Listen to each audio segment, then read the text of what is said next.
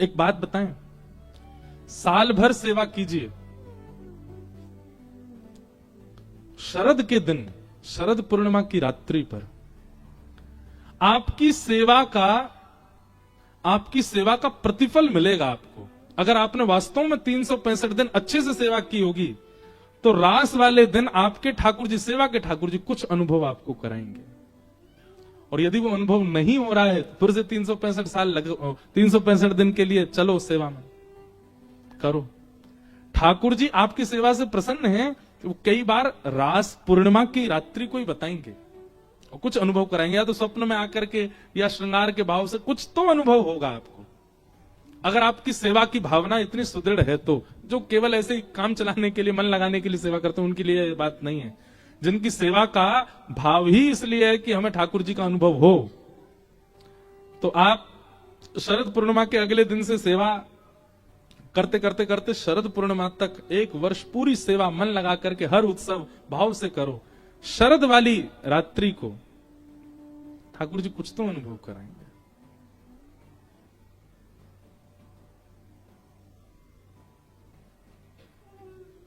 इस बार शरद पूर्णिमा हमने गोवर्धन में मनाई थी।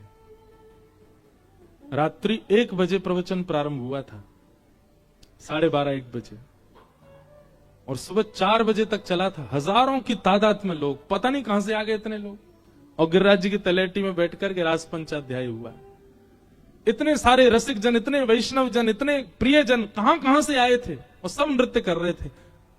ये एक कभी विचार किया था मैंने कि कभी गिरी कंदरा में, गिरिराज जी की तलेटी में पूर्णिमा का चंद्रमा आकाश में हो और पृथ्वी के चंद्रमा लाल जी बगल में हो और चारों तरफ गोपियां नृत्य कर रही हूं। वो स्थिति इस बार पूर्णिमा पर दिखी रात्रि, बहुत सुख हुआ था।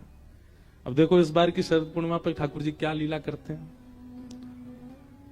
शरद पूर्णिमा हर वैष्णव को उसके 365 दिन की सेवा का रिजल्ट मिलता है शरद पूर्णिमा को। इसलिए वो सामान्य दिन मत मानिएगा। उस दिन ठाकुर जी कुछ तो अनुभव कराए। कुछ नहीं अनुभव कराया, प्रतीक्षा करो अगले वर्ष की और सेवा करो और भाव रखो और उत्सव मनाओ, कृपा करेंगे। भगवान ने सब गोपी बाल और सब देवताओं के साथ भी रास विहार किया। आगे भागवत जी में युगल गीत आया। युगल गीत के पश्चात भगवान ने कई राक्षसों का वध किया। अब ठाकुर जी के विवाह की ओर चलें, द्वारिका लीला में प्रवेश करा दें। आज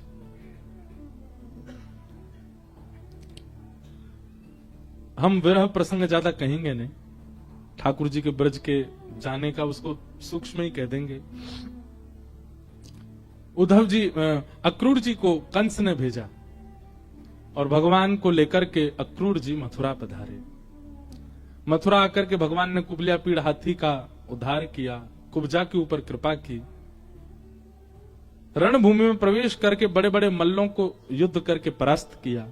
सिंहासन के ऊपर बैठे हुए महाराज कंस को ठाकुर जी ने उठाकर सिंहासन से नीचे पटक दिया, छाती पर पाद प्रहार करके उसके प्राणों का हरण किया। मथुरा और समस्त ब्रजमंडल को ठाकुर जी ने भयहीन कर दिया, सबके हृदय से भय चला गया। और मथुरा के राजा के रूप में भगवान ने अपने नाना उग्रसेन को अभिषिक्त किया। कंस के पिताजी उग्रसेन, उन्हीं को राजा बनाया गया मथुरा का। भगवान ने कारागृह में प्रवेश किया और जाकर के देवकी मैया को वहां से मुक्त किया। बंधुओं, मैंने एक दिन कहा था ना, कभी अवसर मिलेगा तो मैं 7 दिन केवल मातृ प्रेम पर चर्चा करूंगा। उसमें से 4 दिन यशोदा मैया और 3 दिन केवल देवकी मैया। आप देवकी मैया के प्रेम को भी यशोदा जी से कम नहीं मान सकते। द्वारिका में तो देवकी मैया ही है। मैंने कहा ना, यहां ठाकुर जी चतुर्भुज क्यों हैं? क्योंकि देवकी के गर्भ से ठाकुर जी चतुर्भुज ही प्रकट हुए। इसीलिए देवकी के गर्भ के ठाकुर जी चतुर्भुजी बने घूमते हैं यहां पे। वो देवकी के लाला हैं चतुर्भुज ठाकुर जी। इसलिए ठाकुर जी, और द्वारिका में आप देखेंगे अधिकतर मंदिरों में ऐसा होता है कि ठाकुर जी के सन्मुख या तो उनकी गृहिणी होगी, पत्नी होगी, या फिर ठाकुर जी के वाहन होंगे, या ठाकुर जी का कोई प्रेमी होगा। पर मात्र द्वारिका में ऐसा दर्शन है कि ठाकुर जी के सन्मुख सामने बिल्कुल देव की मैया बैठी। यहां पे भी लाला ही है, बस देवकी के लाला, इसलिए चतुर्भुज रूप में ठाकुर जी खड़े, देव की मैया मां के सामने खड़े। मुझे नहीं लगता शायद मां के सन्मुख और कहीं भी दर्शन ठाकुर जी के हैं द्वारिका के अलावा। सामने मां खड़ी, नहीं तो अधिकतर गरुड़ जी होंगे, हनुमान जी होंगे, महादेव होंगे, कहीं कहीं रुक्मणी भी होंगी, लक्ष्मी होंगी। वैसे तो गृहिणी बगल में विराजती, इसलिए बगल में ही मंदिर होते हैं। यहां पे तो रूठ गई है, अधिकतर तो लक्ष्मी रूठी बैठी है, तो दूर ही है सारे, कहीं चले जाओ, जगन्नाथपुरी चले जाओ, महू रूठी बैठी है। तिरुपति बालाजी चले जाओ, वहां पे भी रूठी बैठी नीचे पद्मावती। द्वारिका में भी नेक दूर ही बैठी हैं रुक्मणी मैया। तो इससे ये बात सिद्ध होती है कि ये तो माताओं के रक्त में ही है, वो रूठेंगी ही। हमने एक बार प्रश्न किया एक महापुरुष से कि ठाकुर जी की ध्वजा में सूर्य है, ये बात तो पता चलती, चंद्र क्यों है?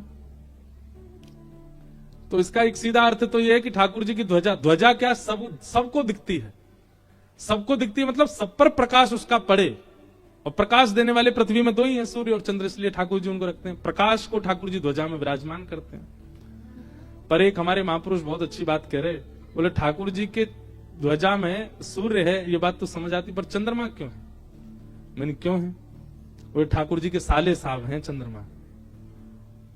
जब कभी भी लक्ष्मी लड़ने आती है भगवान से, ठाकुर जी ऊपर ही देखते हैं।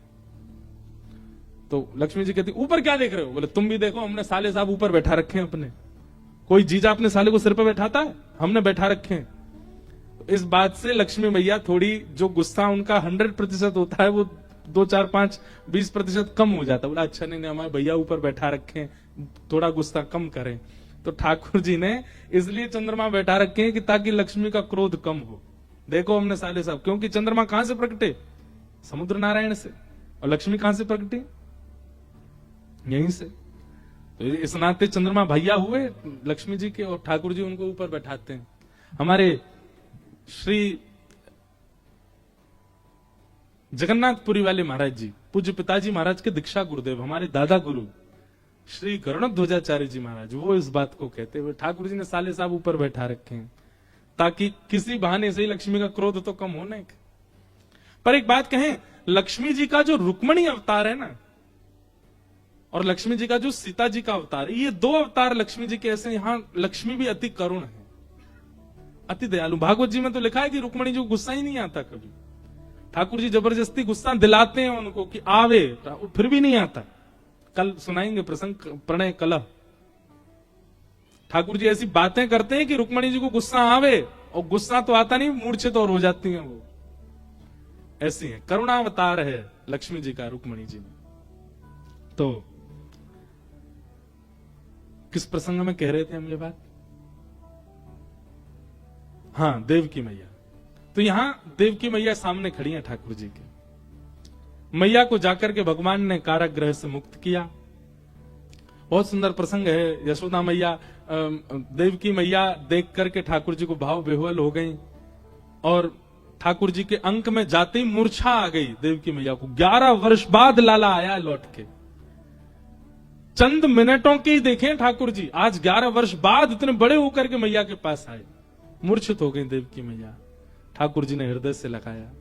देव की मैया ने सौगंध दी, लाला अब छोड़ के नहीं जाइयो, 11 वर्ष को मैंने वियोग सहो, अब मुझे छोड़ के मत जाइयो।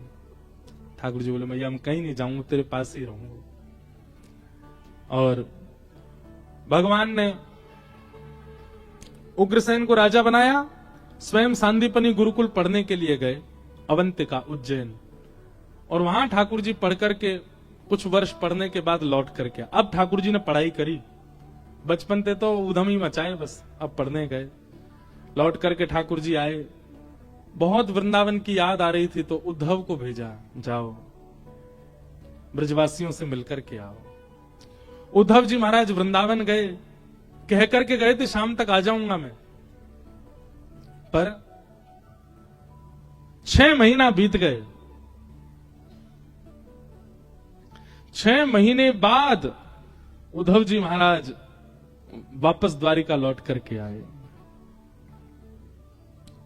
वापस मथुरा लौट करके आए 6 महीने बाद। वहां गोपियों ने ऐसा पाठ पढ़ाया, उद्धव जी को ऐसा पाठ पढ़ाया भ्रमर गीत के माध्यम से, मधुपक तब बंधो माश प्रशांग्रिम सपत्न्या कुछ विलुलित माला कुंकुमश्मश्रुभेन बहतु मधुपतिस्तन मानिनी नाम प्रसादम यदु सदस्य विडम्यम यस्य दूतस्त्वमेद्रे मधुपकितव बंधो।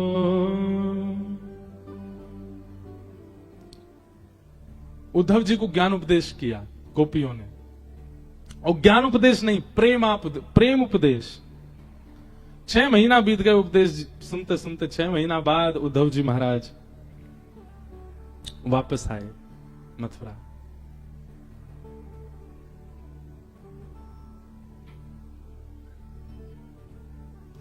मथुरा ना राजा था चो गोवाणों ने भूली गया छो। मथुरा ना राजा था चो गोवारों ने भूली गया छो। मानीती ने भूली गया छो रे। हे ओधा जी ने मारा वाला ने बढ़ीने के जो माने तो मनावी ले जो रे। हे ओधा जी रे मारा वाला ने बढ़ीने के जो जी। हे उद्धव, गोपियां कह रही हैं अब मथुरा का राजा बन गया है वो, हम सब गोप ग्वालों को गवारों को भूल गया है, अपनी मैया को भूल गया है। हमारे ब्रज में ये तो गुजराती भाषा में गाते हैं, बड़ा प्रसिद्ध है उद्धव जी के लिए। हमारे ब्रज में भी गाते हैं। अब मुझे ज्यादा इस प्रसंग में जाना नहीं है, लेकिन मानो द्वारिकाधीश को बार बार जब भी देखता हूं तो ऐसा लगता है कि कहीं मैं संदेश वाहक तो नहीं हूं ब्रज का।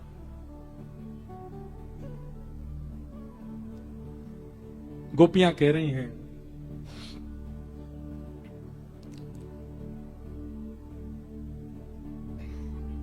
हे उद्धव,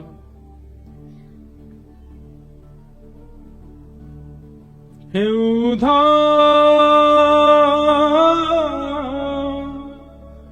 मत आइयो समझाने जाके, कांटो लगे सोही जा जाके, कांटा लगे सोही जाने। जाए बसे हैं दूर बिरज से, भेजते हैं संदेशा, हम गोपी इतरा तकत हैं, रूप हो गया कैसा। हे उद्धव, परसों की कह के गयो लाला, और बरसों तक लौट के नहीं आयो, और बरसों बाद भी याद आई तो स्वयं नहीं आयो, तेरे हाथे संदेशों भेज दियो हमारे काजे। उद्धव, आज तेरे संदेश आते हमको एक चीज पता चली, कहा हमने कैसो प्रेम कियो, वाको प्रत्युत्तर मिलो हमें आज। ऐसो प्रेम कियो कि लाला ने वर्षन बाद संदेशों भिजवाए हुए। हम गोपीन को मुखमंडल देखो, यमुना जी को जो जल खारो भयो है ना, ये जल खारो कोई और कारण नहीं है, यहाँ रोवे वाली समस्त गोपी गोप ग्वाल और गैयान के आंखन के आंसू हैं जो यमुना के जल को खारो बना रहे हैं। अच्छा उद्धव, हम पे दया नहीं आवेगी, ग्वालन पे दया नहीं आवेगी, गैयान पे दया नहीं आवेगी। पथराई मैया की अखियां दर्शन उसका पाने जाके कांटा लगे सूही जा। यशोदा मैया, इनने कहा बिगाड़ो लाला को, अरे इन पे तो नेक दया कर दे। पत्थर के भांति है गई है यशोदा मैया की नेत्र, वहां को दर्शन करवे के काजे।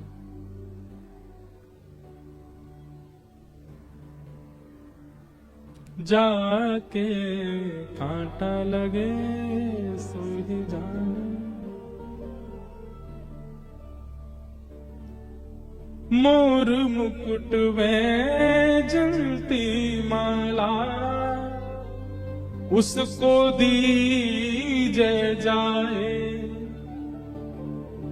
कहियो असुअल जल सो यमुना, खारी ना हो जाए।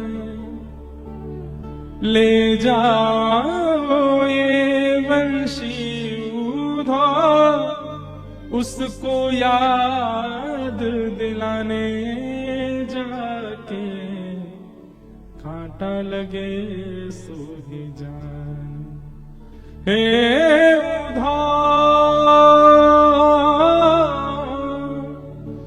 मत यो समझाने जाके कांटा लगे सोही जान।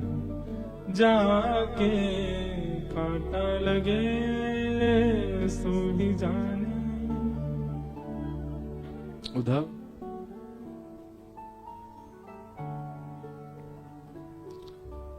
छह महीने तक श्री उद्धव जी महाराज वृंदावन में रहे। ना वस्त्र बदले, ना स्नान किया, ना मुकुट उतारा। एक ही अवस्था में 6 महीना व्यतीत हो गए। लौट करके मथुरा भी रथ में बैठ करके नहीं आए, पैदल ही भागे हैं। और द्वारिकाधीश, मथुराधीश ठाकुर जी के कक्ष में प्रवेश कर रहे हैं। उद्धव जी महाराज गिर पड़े चरणों में। ठाकुर जी ने उठाया, उद्धव क्या हुआ? उद्धव जी हाथ पकड़ करके ठाकुर जी से कहते हैं, ठाकुर जी आप परमात्मा है ना, आप परब्रह्म है ना, आप भगवान है ना। भगवान है तो मेरी कही एक बात मान लीजिए। क्या? आप अपनी शक्तियों से एक और परमात्मा बना दीजिए, एक और परब्रह्म बना करके पूरी दुनिया को दे दीजिए, पर आप स्वयं वृंदावन चलिए, आप वहीं रहिए, वहां से कहीं मत जाइए। आगे की लीला कोई और कर देगा, इस ब्रह्मांड को कोई और परमात्मा संभाल लेगा। ये ब्रह्मा इंद्र आदि देवताओं पर नियोजन करने वाला कोई और देव बन जाएगा, पर आपके लिए श्रेष्ठ स्थान वृंदावन है, आप वहीं रहिए, वहां से कहीं मत जाइए। बस ये उद्धव को दे दीजिए और कुछ मत दीजिए। क्या बिगाड़ा उन गोपियों ने, क्या बिगाड़ा यशोदा मैया ने? क्या हुआ है उस ब्रज से ऐसा जो आप इतना बड़ा दंड ब्रज को दे रहे हैं? मुझ उद्धव की बात मान करके कृपा करके ये वरदान दे दीजिए कि आप 2 हो जाइए और अपने ऐश्वर्य को आगे की लीला में भेज दीजिए, पर आप स्वयं वृंदावन चलिए और मैं आपके संग चलूंगा, वहीं रहिए। आप वृंदावन छोड़ के कभी मत जाइए नाथ, आपके लिए सर्वश्रेष्ठ स्थान। मैं बृहस्पति का शिष्य, मैं ऋषियों का महामंत्री, मैं उद्धव साक्षात आपसे कह रहा हूं कि आप वृंदावन में रहिए, वहां से कहीं मत जाओ।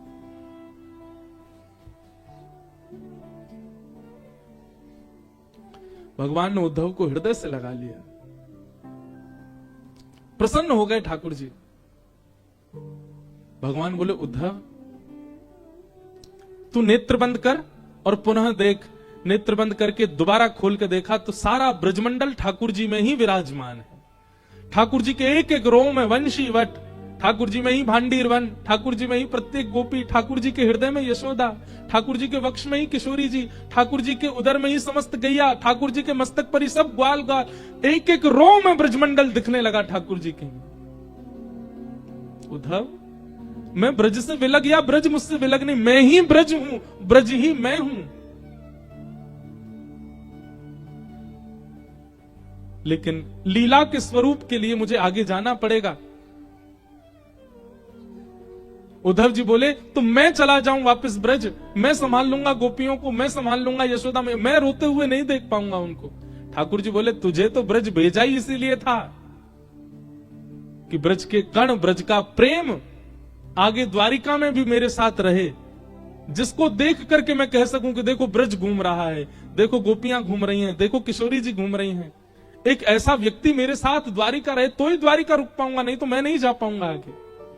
उद्धव, अब ब्रज तेरे अंदर विराजमान हो गया है, मुझे दृष्टिगोचर हो रहा है, मुझे तुझमें ही सब दिख रहे हैं। मैंने इसीलिए तुझे ब्रज भेजा था ताकि ब्रज तेरे अंदर आ जाए। ब्रज मतलब क्या? ब्रज मतलब प्रेम। अब तू प्रेमी हो गया। अब मुझे विश्वास है मैं आगे की संपूर्ण लीला बहुत सुख से कर लूंगा। जब भी मुझे ब्रज की याद आएगी मैं उद्धव को देख लूंगा। जब भी मुझे मधुमंगल, श्रीदामा, यशोदा किसी को भी चित्त से लगाने का मन होगा मैं उद्धव को चित्त से लगा लूंगा। जब भी मुझे यमुना तट, वंशी वट कहीं भी जाने की इच्छा होगी तो मैं उद्धव के गले में गलवैया डाल के गोमती के तट पे ही घूम लूंगा। मुझे लगेगा वृंदावन ही तो है, क्योंकि अब वृंदावन तुझ में है, तू प्रेम युक्त हो गया।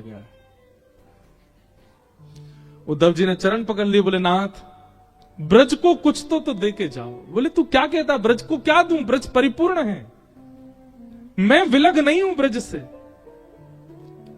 और तभी ठाकुर जी ने दिखाया उद्धव को कि भगवान का जो प्रेम स्वरूप है, ठाकुर जी का जो स्वभाव स्वरूप है, वो तो ब्रज के कण कण में विद्यमान है। ठाकुर जी का ऐश्वर्य स्वरूप, ठाकुर जी का परमात्मा स्वरूप, वो मथुरा से आगे की लीलाएं कर रहा है। ठाकुर जी के दो स्वरूप हैं, एक स्वभाव स्वरूप और एक प्रभाव स्वरूप। स्वभाव स्वरूप तो आज भी वृंदावन में ही है ठाकुर जी का। द्वारिका, हस्तिनापुर, महाभारत, इंद्रप्रस्थ की लीलाओं में ठाकुर जी का प्रभाव स्वरूप है। वहां ठाकुर जी सुदर्शन उठाते हैं, वहां ठाकुर जी रथ का चक्का उठा करके भीष्म पितामह के पीछे भागते हैं, वहां ठाकुर जी रथ आरूढ़ होकर के अर्जुन को महाभारत युद्ध जिताते हैं। यहां ठाकुर जी शिशुपाल दंतवक्र का वध करते हैं, पौंड्रक जैसे दुष्साहसियों का वध करते हैं, चतुर्भुज रूप धारण करते हैं। ये ठाकुर जी का प्रभाव रूप है। ठाकुर जी का अत्यंत कोमल प्रेम युक्त स्वभाव स्वरूप तो आज भी वृंदावन में ही है। ठाकुर जी का स्वभाव तो वहीं रहता है। भगवान ने कहा उद्धव, लीला संवरण, लीला पूर्णता के लिए अब आगे की यात्रा करनी तो पड़ेगी, पर मेरा स्वरूप वृंदावन में ही रहेगा। जो वृंदावन को भजेगा, जो वृंदावन में रहेगा, जो वृंदावन की रीति का पालन करेगा, उसको वृंदावन के एक कण में भी मेरा दर्शन और अनुभव होने लग जाया करेगा, क्योंकि वृंदावन में ही हूं, कुछ अलग नहीं। वृंदावन की रीति का पालन करे कोई, वृंदावन में ही मेरा दर्शन हो जाएगा।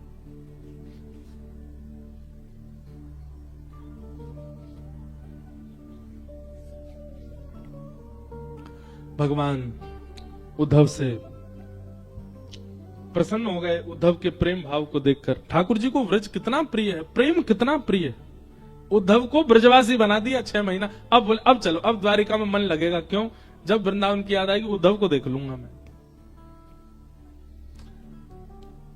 ठाकुर जी 17 बार चढ़ाई की मथुरा के ऊपर जरासंध ने, 18वीं बार चढ़ाई करने लगा। ब्राह्मणों को अनुष्ठान में बिठा करके आया था और कह के आया था अगर अब की बार हार गया तो तुम सब ब्राह्मणों को मार दूंगा। ब्राह्मणों की रक्षार्थ भगवान रण छोड़ करके द्वारिका आ गए। बोलो रण छोड़ रहा है भगवान की। ठाकुर जी रण छोड़ करके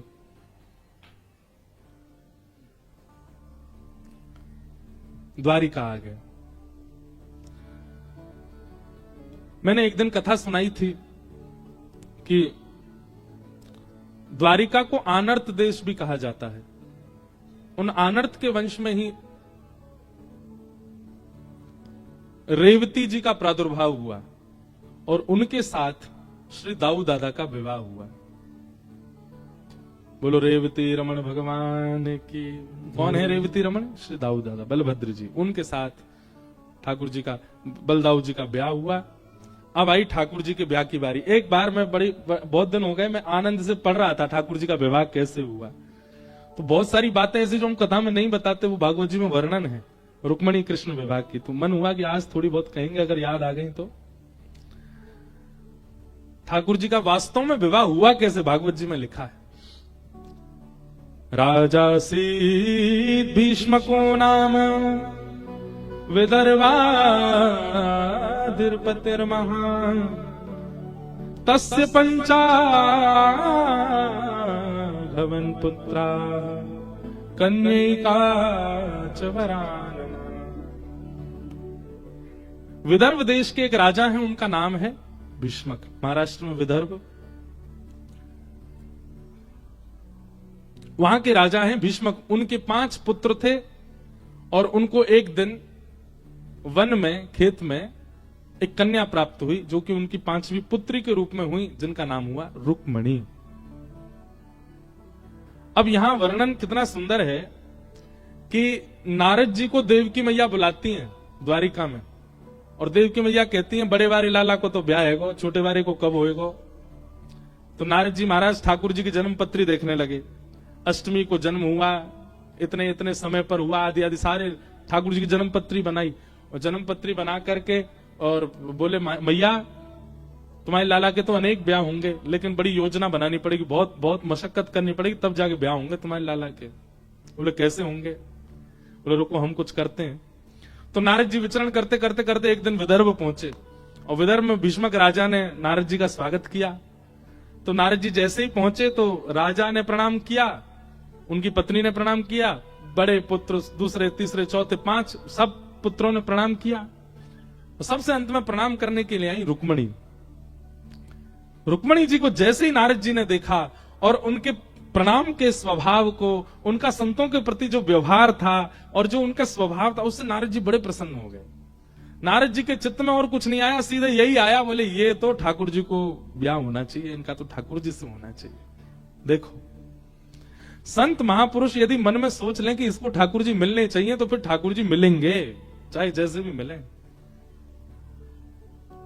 आपके घर पधरामनी होती है ना, तो आप ये मत देखा करो व्यवस्था कितनी करें, आपके व्यवहार से पता कर लेंगे संत कि आप कैसे हो, और उसी से ही वो प्रसन्न होकर के अगर उन्होंने सोच लिया कि इसको ठाकुर जी मिलने चाहिए तो मिलेंगे।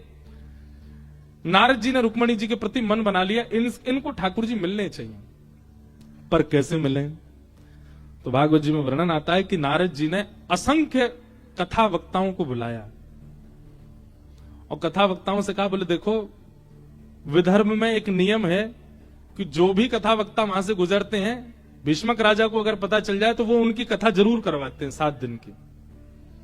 तो आप सब लोग बारी बारी से विदर्भ जाओ, और विदर्भ में जब भीष्मक राजा आपकी कथा कराएं तो आपको केवल एक ही कथा करनी है, क्या? द्वारिकाधीश के रूप का वर्णन, स्वभाव का वर्णन, गुण का वर्णन, सौंदर्य का वर्णन, चाल का वर्णन, ठाट का वर्णन, केवल, और कोई ज्ञान वैराग्य की कोई चर्चा नहीं, केवल ठाकुर जी ठाकुर जी। तो ठीक है। अब महाराज व्यास जी जाने लगे, विदर्भ जाते, भीष्मक राजा उनको बुला के सम्मान से कथा कराते। कथा में सबसे आगे बैठती रुक्मणी जी। रुक्मणी जी तो बड़ी ज्ञान वैराग्य और शास्त्र सम्मत बातें सुनने का उनका अभ्यास था, लेकिन यहाँ तो लटक छटक और ठाकुर जी की लटकन, ठाकुर जी की ऐसी चाल, ठाकुर जी के ऐसे बांके, ठाकुर जी के ऐसे नेत्र, ठाकुर जी की ऐसी नासिका, ऐसी बंक मुस्कान, ऐसे वरहा पीड़म नटवर बपु कर्णयो कर्णकारम, ठाकुर जी के रूप ही रूप का वर्णन। एक कथा रुक्मणी जी ने सुनी, बोले ठीक है अच्छी बात है रूप का इतना वर्णन, पर कुछ ज्यादा ही रूप रस का वर्णन किया गया। कोई बात नहीं, व्यास जी का शायद वैसा ही स्वभाव होगा। दूसरे व्यास जी आए, दूसरे व्यास जी से कथा हुई तो उनने भी वही किया, ठाकुर जी के रूप का वर्णन, चाल ऐसी चलते हैं, बैठते ऐसे, पीतांबरी ऐसी पहनते हैं, उनमें से चंदन की सुगंधी आती है, नेत्र ऐसे मटकाते हैं, भौं ऐसे चलाते हैं, कान ऐसे हैं। रुक्मणी जी बोली ये भी रूप का ही वर्णन। तीसरे कथा वक्ता है, उन्होंने भी रूप का ही वर्णन, वंशी ऐसे बजाते हैं, पीतांबरी ऐसे पहनते हैं, गोपियों के संग ऐसे करते हैं। रुक्मणी जी बोली क्या हो गया, सारे वक्ता केवल रूप सौंदर्य का वर्णन कर रहे हैं। सुनते सुनते सुनते सुनते 15-20 कथाएं सुन ली रुक्मणी जी ने। अब तो व्यास जी से पहले रुक्मणी जी बता देती, हाँ टेढ़ी चाल चलेंगे, बाकी अदा है उनकी, ऐसे वस्त्र पहनते हैं, ये सब भागवत जी में बहुत सुंदर वर्णन है। रुक्मणी जी पहले ही बता देती हैं, बोले आज आप उनकी वंशी का वर्णन करने वाले हैं ना, उसमें 6 छिद्र हैं, वो अपने अधर पर रख लेते हैं, पलकों से पंखा झलते हैं, उंगलियों से चरण दबाते हैं। हाँ हाँ देवी यही वर्णन करना। बोले सुना है मैंने। अधिक सुनने के कारण अब क्या होने लगा कि रुक्मणी जी इतना सुन चुकी हैं ठाकुर जी के रूप सौंदर्य को, अब वो कहीं भी मोर पिच्छ दिखती हैं तो उनको मोर का स्मरण नहीं होता, मोर पिच्छ दिखती है उनके नेत्र बंद हो जाते हैं। वरहा पीड़म, आहा, मोर मुकुट पहनते हैं। फिर अपने आप को रोकती है, अरे ये रुक्मणी तू क्या चिंतन करती है, ये किसको सोच रही है, चल आगे चल। मोर पंख है, मोर होगा आसपास।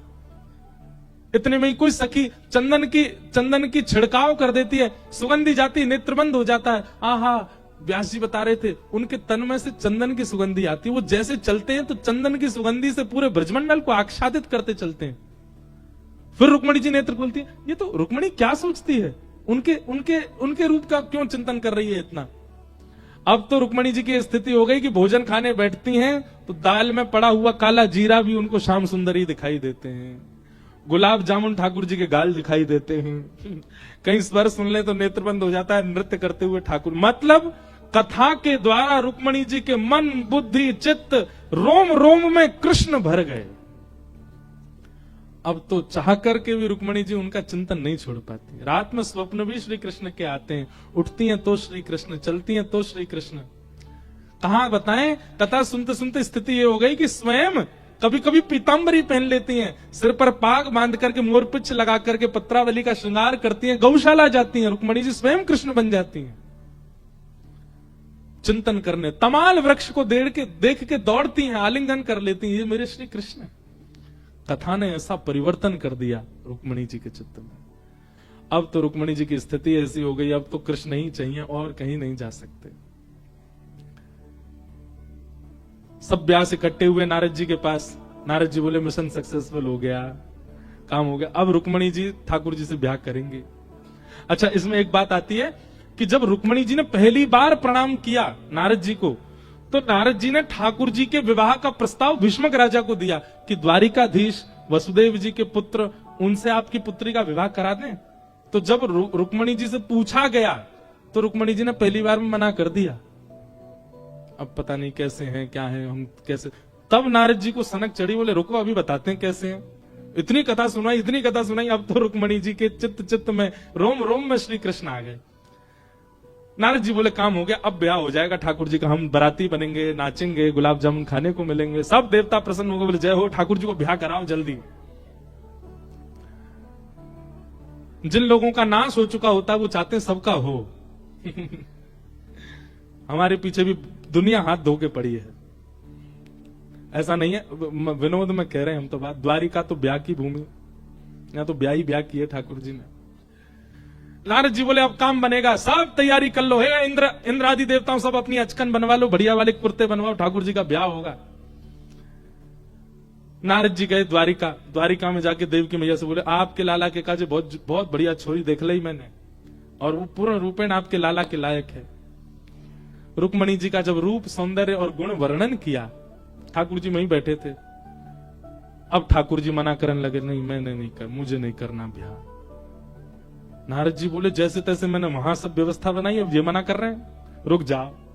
फिर से व्यास बुलाए सबरे, और सब व्यास बोला अब जाने का प्रयास, अब सबरे कहां जाओगे, अब द्वारिका जाओ, और द्वारिका जाके रुक्मणी जी का रूप वर्णन करो।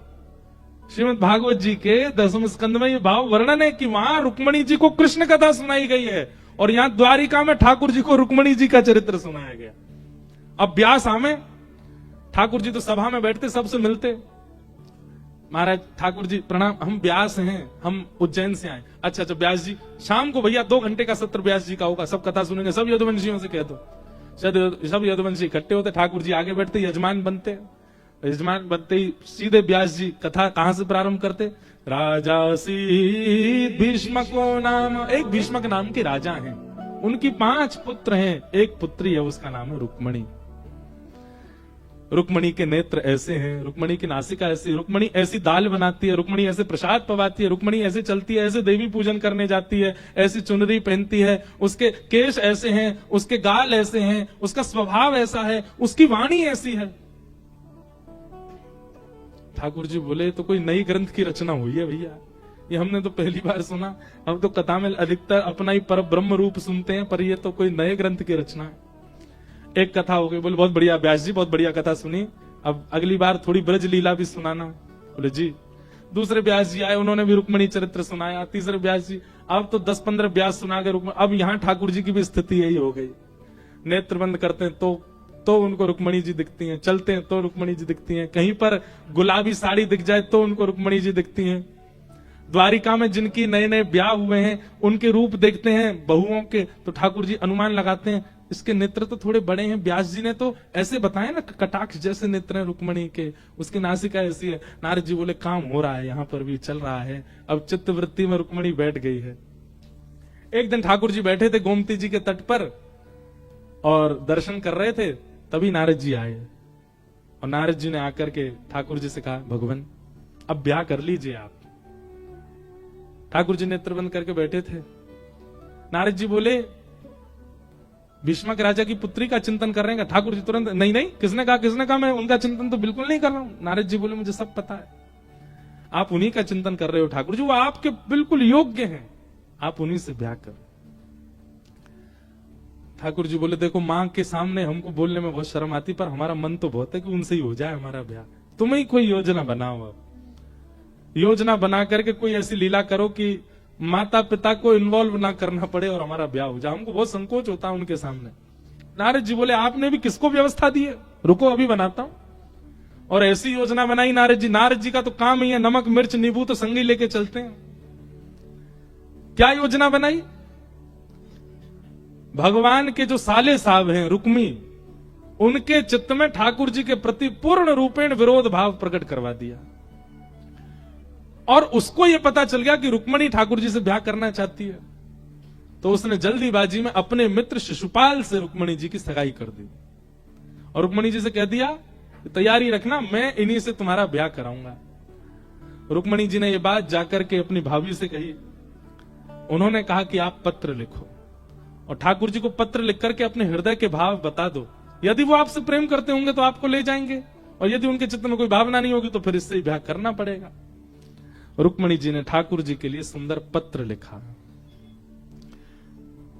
ये सबसे पहला, विश्व का सबसे पहला प्रेम पत्र है कि श्रुत्वा गुणान भुवन सुंदर शृण्वतान्ते निर्विश्य कर्ण विवरै हरितो गतापम रूपम दृशान दृशिमतामखिलार्थलाभम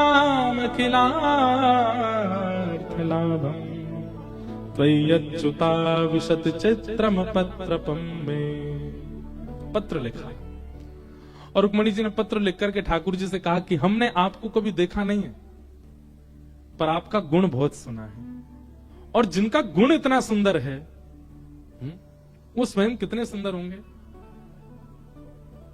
केशवा माधवा तुझा नामात रे गोडवा, तुझा नामात रे गोडवा। मराठी में गाते हैं कि जिनका नाम ही इतना सुंदर है, जिनका नाम ही इतना मधुर है, वो स्वयं कितने मधुर होंगे। रुक्मणी जी भी वही कह रही हैं, जिनका गुणानुवाद इतना सुंदर है वो स्वयं कितने सुंदर होंगे। इसलिए नाथ, मैंने आपको देखा नहीं, मैंने केवल आपको सुना है और सुन करके आपको अपना पति रूप मान लिया है। आप कृपा करके मुझे स्वीकार कर। रुक्मणी जी ने पत्र में कई सारे बातें लिखी, कई भाव लिखे, संकेत कर दिया कि मैं लक्ष्मी हूं, आप नारायण हो, मेरा वर्ण कीजिए। और टाइम ड्यूरेशन भी दे दिया, क्या? परसों ही आइए ब्याह करने के लिए, इससे अधिक समय नहीं है मेरे पास में। अगर आप परसों तक नहीं आए तो मेरा ब्याह कहीं और मेरे भैया करा देंगे। और एक ब्राह्मण के हाथों पत्र भिजवा दिया द्वारिका, सुदेव ब्राह्मण।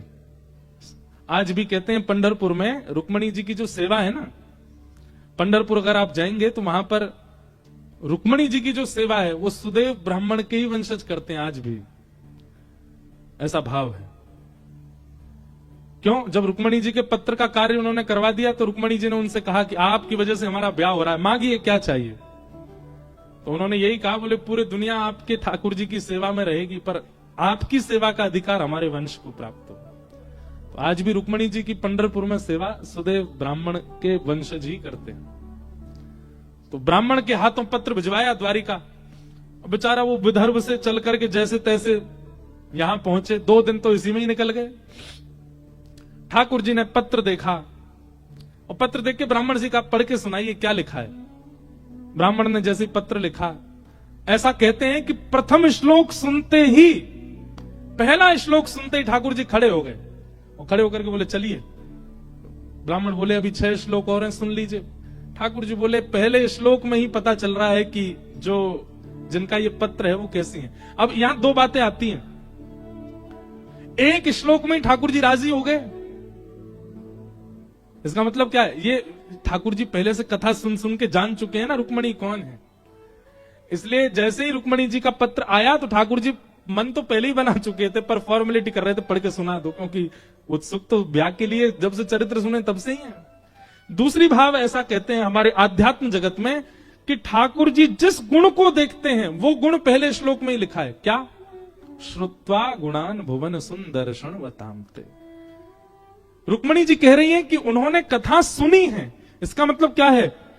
नवदा भक्ति में प्रथम भक्ति क्या है? श्रवणम। और रुक्मणी जी श्रवण भक्ति में निपुण है। और एक बात निश्चित मानिए, जिस व्यक्ति के अंदर श्रवण भक्ति है, जो ठाकुर जी की कथा सुनने में रुचि रखता है, उसके अंदर सारी भक्ति अपने आप आती चली जाएंगी। ठाकुर जी बोले ये कन्या श्रवण भक्ति में निपुण है, इसका मतलब है ये मेरी गृहिणी बनने के और मेरी प्राप्ति की पूर्ण अधिकारिणी है। इसके अंदर सारे गुण होंगे अगर श्रवण का गुण है तो। कई लोग कथा में आते सो जाते हैं, उनके अंदर श्रवण गुण नहीं है। प्रसाद पाने में रुचि है, श्रृंगार में बहुत रुचि है, परिक्रमा में रुचि है, तीर्थ यात्रा में रुचि है, पर कथा में सुनवाओ, यहां तो आती नींद आ जाती है। तो आप कितने भी चीजों में रुचिकर हो जाओ, कितने भी चीजों में श्रेष्ठ हो जाओ, कथा में अगर आप श्रेष्ठ नहीं है, भगवत मिलन नहीं हो पाएगा आपको। रुक्मणी जी में यही गुण प्रधान है। श्रुत्वा गुणान भुवन सुंदर शृण्वताम्ते। सोचो, श्रवण भक्ति का गुण यदि है तो ठाकुर जी पत्नी बनाने को राजी हो जाते हैं। हमें भक्ति बना ले। ठाकुर जी ने तुरंत ब्राह्मण बोला एक बार पूछ तो लीजिए देखने में कैसी है चाल। ठाकुर जी बोले सब बढ़िया होगा अगर श्रवण भक्ति है तो, और कुछ देखना ही नहीं है, चलो। और ठाकुर जी बिठा करके ब्राह्मण को रथ पे, भगवान बोले पत्र में देख के बताना अवधि क्या दी है, कब लेके आना। उनको बोले यहाँ तो परसों लिखा, परसों तो आज ही है। ठाकुर जी बोले रुको, बोला होगा, वैसे होगी तो व्यवस्था नहीं रथ में। ठाकुर जी ने बोला होगा बेल्ट वेल्ट बांध लो अपनी, अब हम दौड़ाएंगे रथ को। हवा से बात करने लगा ठाकुर जी का रथ, और महाराज चंद मिनटों में ठाकुर जी द्वारिका से विदर्भ पहुंच गए। ब्राह्मण देवता के बाल उड़ गए होंगे वस्त्र आदि सब उठ गए होंगे। ठाकुर जी रथ चला नहीं रहे थे, उड़ा रहे थे। ब्याह के लिए इतने उत्सुक, हमारे मन में भाव आते रहते, हम सब बोल देते हैं, क्योंकि हम कथा कहते नहीं, हमको दिखती रहती है स्थिति, इसलिए हम जो दिखता है ना हम बोल देते। हमको दिखाई दे गया ब्राह्मण के बाल सारे उड़ गए, वस्त्र सब उधर गए, इतनी जोर से रथ दौड़ाया ठाकुर जी ने। ठाकुर जी बोले अब तुम जाओ, रुक्मणी जी को बता दो हम आ गए। ब्राह्मण देवता बोले आप कहां जा रहे हो? बोले ब्याह करवे आए हैं, थोड़ा श्रृंगार तो करा ले अपना। और मंदिर के पीछे ठाकुर जी ने श्रृंगारी बुलाया। कौन श्रृंगारी? ब्रह्मा जी, यही श्रृंगार करते हैं पूरी दुनिया का। श्रृंगारी ब्रह्मा जी आए। ब्रह्मा जी ने आकर के कहा भगवान आज्ञा करें।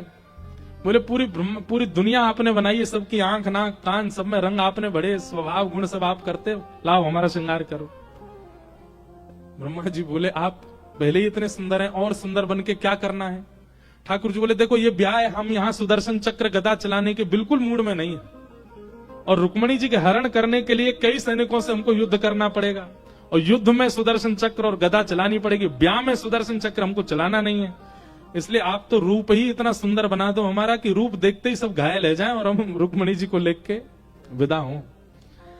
तो वैसे तो ठाकुर जी का कोई श्रृंगार कर नहीं सकता, पर ब्रह्मा जी को सुख देने के लिए ठाकुर जी ने ब्रह्मा जी से श्रृंगार करवाया। इतने सुंदर बन गए ठाकुर जी। हाँ, मस्तक पर मलिया गिर चंदन, केसर तिलक लगाया। मस्तक पर मलिया गिर चंदन, केसर तिलक लगाया। मोर मुकुट कानों में कुंडल इत्र खूब बरसाया। मोर मुकुट महकता रहे वो दरबार सांवरे।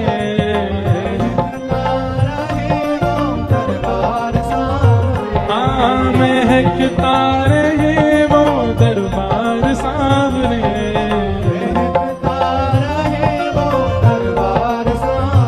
वो तेरा किसने किया श्रृंगार सारे, तेरा किसने किया श्रृंगार सांवरे, ओ तेरा किसने किया श्रृंगार सांवरे। तेरा किसने किया श्रृंगार। बहुत सुंदर बन गए ठाकुर जी। और जैसे ही महाराज रुक्मणी जी यहाँ देवी पूजन के लिए आई हैं, ठाकुर जी जैसे ही पहुंचे सभा में, रुक्मणी जी पूजा कर रही थी देवी की। पूजन करने के बाद जैसे ही पीछे मुड़ करके देखा, द्वार पर ठाकुर जी खड़े हैं। ठाकुर जी को देखते और तो क्या मूर्छित, पहली मूर्छा तो रुक्मणी जी को ही आई। इतने सुंदर ठाकुर जी, ऐसा रूप, एक तो वैसे ही सुंदर, ऊपर से श्रृंगार करके और आ गए। इतने मधुर लगने लगे श्री ठाकुर जी। ठाकुर जी की चाल देख करके सैनिक मोहित होने लगे। कोई मुकुट पर मोहित हो गया, कोई नेत्रों, जो रक्षा के लिए आए थे रुक्मणी जी की, सब ठाकुर जी पर ही मोहित हो गए। भरी सभा में भरे सैनिकों के बीच से द्वारिकाधीश ने रुक्मणी जी को गोद में उठाया और लेकर के अपने रथ की ओर जाने लगे। कोई सैनिक रोकने की हिम्मत भी नहीं कर पाया, रूप ही इतना सुंदर। भीष्म पितामह अपनी भीष्म स्तुति में कहते हैं, बोले जिनको इनसे बड़ा योद्धा मैंने नहीं देखा। क्यों? युद्ध करने के लिए आयुधों की जरूरत नहीं है, केवल अपनी मुस्कान से ही महाराज वार करते हुए जाते हैं। एक पद में कभी कभी गाता हूं कथा में, बहुत सुंदर भाव है। जादू भरी